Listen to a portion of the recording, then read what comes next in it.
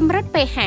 ដីអាចកំបាំងនៃជីវជាតិដំណាំបងប្អូនកសិករទាំងអស់គ្នាតើបងប្អូនធ្លាប់ជួបបញ្ហាដាក់ជីអស់ច្រើនថែទាំដិតដល់ប៉ុន្តែដំណាំនៅតែលឿងក្រិននិងមិនសូវផ្ដល់ផលដែរឬទេអាចកំបាំងធំបំផុតមួយគឺស្ថិតនៅលើកម្រិត pH អ្នកជំនាញចាត់ទុកថាវាគឺជាមេបញ្ជាការដីពីព្រោះវាគឺជាអ្នកបញ្ជាថា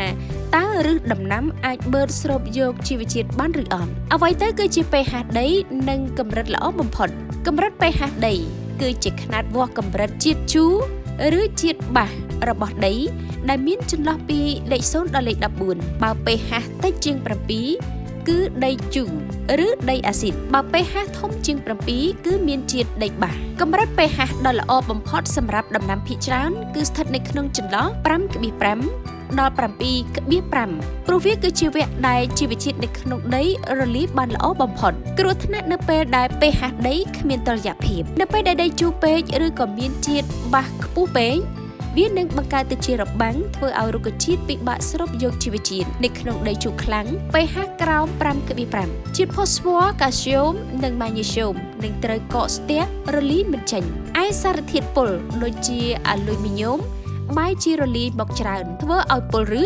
និងលឿងស្លឹកដំណាំនៅក្នុងដីបាសខ្លាំង pH លើស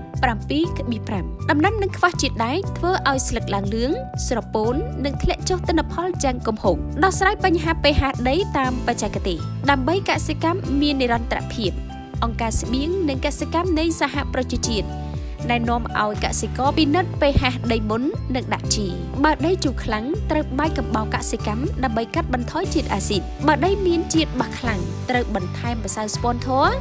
ឬលាយជីកំប៉ុស្តសរីរាង្គឲ្យបានច្រើនដើម្បីបន្ទាបកម្រិត pH មកវិញមុននឹងផ្ដល់អាហារដល់ដំណាំចូលពិនិត្យមើលសុខភាពដីជាមុនសិនការធ្វើតេស្តដីជាប្រចាំដើម្បីដឹងពីកម្រិត pH ច្បាស់លាស់ធានាបាននូវការប្រមូលផលដ៏គាប់ចិត្ត